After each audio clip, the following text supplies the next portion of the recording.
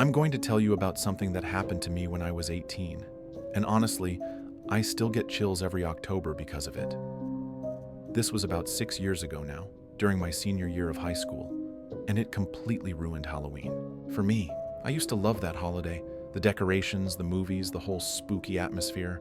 Now I can barely stand to see a jack-o'-lantern without feeling sick to my stomach. I was living with my mom in this quiet suburban neighborhood in Ohio. It was one of those places where everyone knew everyone.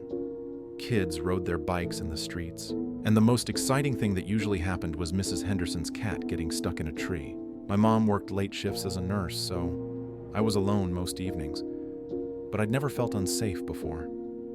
That was about to change. It started the first week of October. I was coming home from my job at the local bookstore. I worked there part-time to save up for college, and I noticed this guy standing across the street from our house. He was maybe in his 30s, average height, wearing a dark hoodie. Nothing too unusual, except he was just standing there, not walking a dog or waiting for someone or anything like that. Just standing and looking. When I got out of my car, I waved, thinking maybe he was a new neighbor or something. He didn't wave back. He just kept staring. I felt this weird prickle on the back of my neck, but I shook it off and went inside. The next day, same thing. There he was again, same spot, same hoodie, just watching our house. This time I didn't wave. I hurried inside and locked the door behind me, which wasn't something I usually bothered with during the day. By the third day, I was starting to freak out. I called my mom at work and told her about it, but she said it was probably nothing. Maybe someone who was thinking about buying the house that was for sale down the street, or a contractor scoping out the neighborhood. She told me to call the police if it kept happening, but I felt silly doing that. What was I going to say?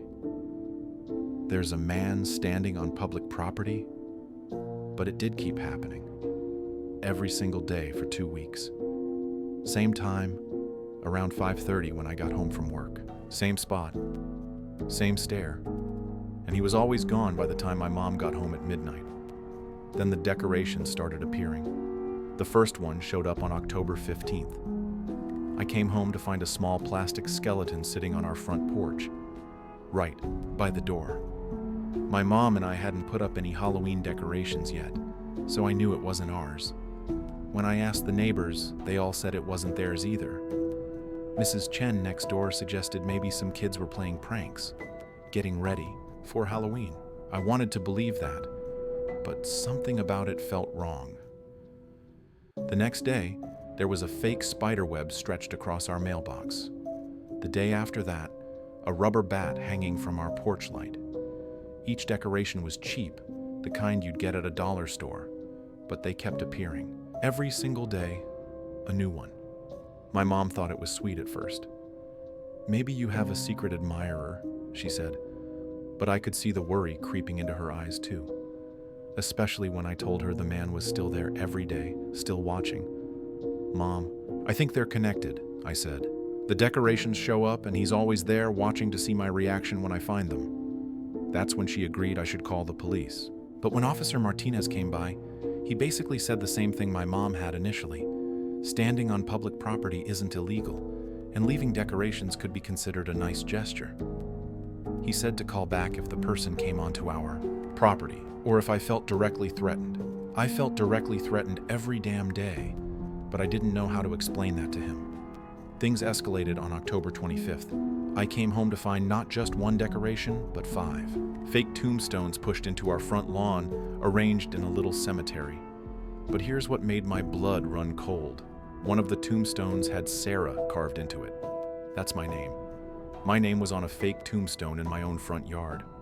I called the police again, and this time Officer Martinez took it more seriously. He said they'd increase patrols in the area, but there wasn't much else they could do without catching the person in the act. My mom came home early that night, and we sat up talking about me maybe staying with my aunt until after Halloween. But I had school, work, college applications due. I couldn't just disappear from my life because of some creep. We installed a security camera that weekend, one of those doorbell ones that records motion. Finally, we'd catch this guy and have proof for the police, but he must have seen us install it because the decorations stopped coming to the front of the house. Instead, they started appearing in our backyard. I discovered this on October 28th, when I went to take out the trash. Our back gate was standing wide open, which we always kept latched, and there was a trail of plastic pumpkins leading from the gate to our back door. Little ones, maybe 20 of them, lined up like they were guiding someone to our house. That's when I knew this wasn't just some weird admirer. This was someone who was studying our habits, learning our routines, and escalating. He knew we'd installed the camera. He knew we'd be watching the front, so he moved to the back. I called my mom at work, crying. I called the police again. This time they said they'd send someone by to check for fingerprints on the gate, but I knew he'd been too smart for that. My mom came home immediately and said we were leaving. We packed bags and went to stay with my aunt across town. I felt like a coward, but I also felt relief for the first time in weeks. We thought that would be the end of it. We thought he'd get bored and move on when he realized we were gone. But on Halloween night, my aunt got a call from Mrs. Chen, our neighbor. Someone had broken into our house. The police said whoever it was hadn't stolen anything. Instead, they'd left something. Every single room in our house had been decorated for Halloween. Elaborate decorations, the expensive kind, not the cheap dollar store stuff from before. Fake cobwebs in every corner, motion-activated ghosts and goblins, sound effects that triggered when you walked by. And in my bedroom, arranged on my bed, were photos.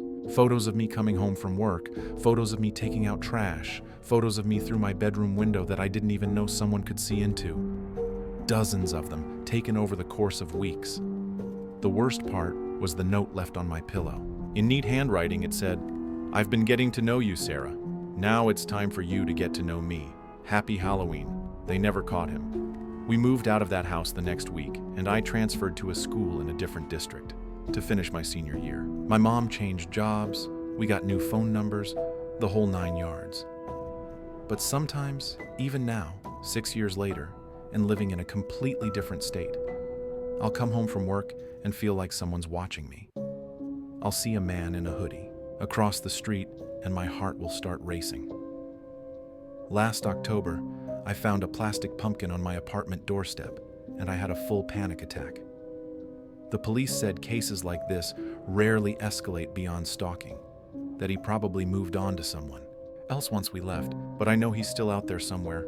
And every Halloween, when I see all those decorations that used to make me happy, I remember that sometimes the scariest monsters are the ones who know where you live, who study your life, and who can turn something as innocent as Halloween decorations into a weapon of terror. I guess the lesson is to trust your instincts. If something feels wrong, it probably is.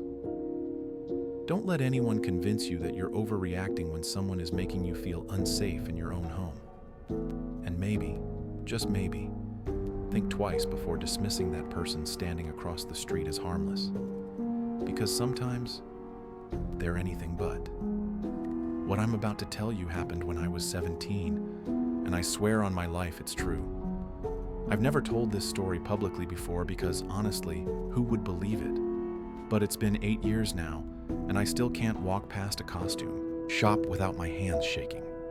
I was a senior in high school in a small town in Pennsylvania, the kind of place where there's one main street and everyone goes to the same diner after Friday night football games. Halloween was always a big deal there. The whole town would go all out with decorations, and the high school always had this massive Halloween dance that everyone looked forward to. That year I was super excited because I'd finally gotten the courage to ask Marcus Chen to go with me. We'd been friends since middle school, but I'd had this huge crush on him forever. When he said yes, I was over the moon. I wanted everything to be perfect, especially my costume. The problem was, I'm really bad at DIY stuff, and my mom was working double shifts at the factory to help pay for my college applications. So I decided to splurge and get a really nice costume from Masquerade Manor, this vintage costume shop that had opened up in the old part of town a few months earlier. The shop was in this creepy old Victorian house that had been converted into a business. The owner was this guy in his 40s, tall and thin with prematurely gray hair. His name was Mr. Dalton, and he was always super friendly. maybe a little too friendly. He remembered everyone's names and would ask personal questions about school and family. My friends thought he was harmless, just lonely. But something about him made me uncomfortable. I went in there on October 10th, looking for something unique. The place was amazing. Costumes from every era, vintage pieces that looked like they belonged in a museum. Mr. Dalton was behind the counter when I walked in, and his face just lit up when he saw me. "Amber," he said, like we were old friends instead of someone who'd bought a pair of vampire fangs from him once. "What can I help you with today? Something special for the school dance?" I told him I was looking for something elegant but not too revealing. My mom had strict rules about that. He walked me through the store, showing me different options, and his hands kept brushing against my arms or shoulders as he reached for hangers. Each time I'd step away, but he didn't seem to get the hint. Finally, we found it. This gorgeous 1920s flapper dress in deep emerald green with intricate beading and fringe that moved beautifully. It was perfect, and when I tried it on, I felt like a movie star. "You look absolutely stunning," Mr. Dalton said, staring at me in the mirror for way too long. "This dress was made for you. You know what? Since you're such a special customer, I'll give you a discount, 50% off. That should have been my first red flag." The dress was easily worth $200, and he was letting me have it for $100. But I was 17 and excited about the dance, so I just thought I was getting lucky. "There's just one condition," he said, his smile getting weird. "I'll need to do a final fitting the day before the dance, just to make sure everything's perfect." These vintage pieces can be tricky, I agreed, even though something felt off about it. I paid him and scheduled to come back on October 30th. Over the next couple of weeks, I noticed Mr. Dalton around town more often. He'd be at the coffee shop, when I was there with friends, at the grocery store when I was picking up stuff for my mom, even at the gas station where I worked part-time. Every time he'd wave and smile like it was just a coincidence. My best friend Maya started joking that I had a stalker, but I laughed it off. Small towns are like that. You run into everyone everywhere. It didn't seem like a big deal, but then I started getting text messages. The first one came on October 15th. "Hi Amber, this is Mr. Dalton from Masquerade Manor. Just wanted to make sure you're taking good care of that beautiful dress." I hadn't given him my phone number. I'd paid cash, didn't fill out any forms, nothing. When I mentioned this to Maya, she said he probably got it from the school directory or something, which made sense since it was a small town. The messages kept coming, always about the dress, always friendly but increasingly frequent. By October 20th, I was getting them every day. "Hope you're eating well. That dress needs to fit perfectly. Can't wait to see you in it again. You're going to be the most beautiful girl at the dance." I showed them to my mom, and she said they were inappropriate, but probably harmless. Still, she offered to come with me for the fitting, which I gratefully accepted. October 30th came, and my mom and I went to Masquerade Manor around 4 p.m. But when we got there, the shop was closed. There was a handwritten sign on the door. "Closed. For inventory. Amber, please use the back entrance for your appointment." My mom didn't like that at all. "We can do this another day," she said, but I really wanted the dress to be perfect for the dance. It was in less than 24 hours. "Just wait. In the car," I told her. "Keep the engine running. If I'm not out in 10 minutes, come get me." I walked around to the back of the building, where there was a door I'd never noticed before. It was unlocked, so I pushed it open and called out for Mr. Dalton. "Back here." His voice came from somewhere, deeper in the building. I walked through what looked like a storage area, filled with racks and racks of costumes. It was darker back there, with just a few overhead bulbs providing light. I followed his voice to a small room at the very back. That's where I found him, sitting in a chair with the dress laid out on a table beside him. But something was wrong. The room was set up like a bedroom, with a bed, nightstand, and photos, covering every inch of the walls. Photos of me, pictures of me at school, at work, walking down the street, through my bedroom window at night. Some were taken with a telephoto lens from far away, others were close enough that he must have been right outside my house. "Don't be scared," Mr. Dalton said, standing up slowly. "I know how this looks, but I just wanted to capture your beauty. You're so perfect, Amber. So much more special than those other girls. I backed toward the door but heard it click shut behind me. He must have had some kind of remote control. The dress looks even better than I remembered, he continued, picking it up and holding it against himself. But I realized something. You shouldn't waste something this beautiful on a high school boy. You should save it for someone who really appreciates you. That's when I noticed the mannequin in the corner, dressed in an exact replica of my everyday clothes. Jeans, my favorite sweater, even my backpack. It had a wig that was styled exactly like my hair. I've been practicing, he said, following my gaze, learning everything about you so we can be perfect together. I tried the door handle, but it wouldn't budge. My heart was pounding so hard I thought it might explode. Mr. Dalton, I said, trying to keep my voice steady, my mom is waiting for me outside. She's going to come looking if I don't come out soon. His face changed, the fake, friendly expression dropping completely. No, she's not, he said. I watched her leave 5 minutes ago. I saw her get that phone call about an emergency at work.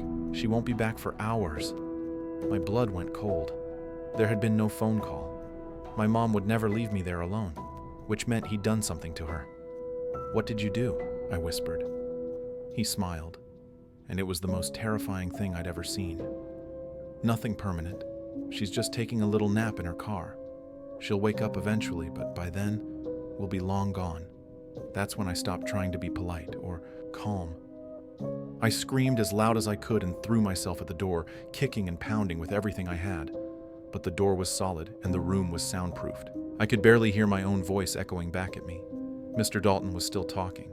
Something about how we were meant to be together, how he'd been watching me and knew we were perfect for each other. But I wasn't listening anymore. I was looking for another way out. The room had one small window high up on the wall. It was tiny, but I'm small, and it was my only option. I grabbed the chair he'd been sitting in and climbed up, fumbling with the old window latch. Amber, don't be silly, he said, but I could hear panic creeping into his voice. You'll hurt yourself. The window finally gave way, and I squeezed through, dropping about 6 feet into the alley behind the shop. I scraped up my arms and legs pretty bad, but I didn't care. I ran around to the front of the building, where I found my mom slumped over the steering wheel of our car. I called 911 while trying to wake her up. She came around slowly, groggy and confused, with a small puncture wound on her neck like she'd been injected with something. The police found the room exactly as I'd described it, but Mr. Dalton was gone. They said he'd disappeared completely.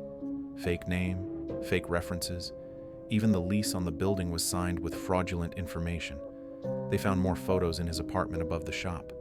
Photos of other girls from town, going back months. They think I wasn't his first victim, just the first one who got away. We moved away that winter and I finished high school in another state. I never did go to that Halloween dance and I never wore a costume again. The worst part is knowing he's still out there somewhere, probably running another shop, targeting another girl. The police said these types don't usually stop. They just move on to the next town, the next victim.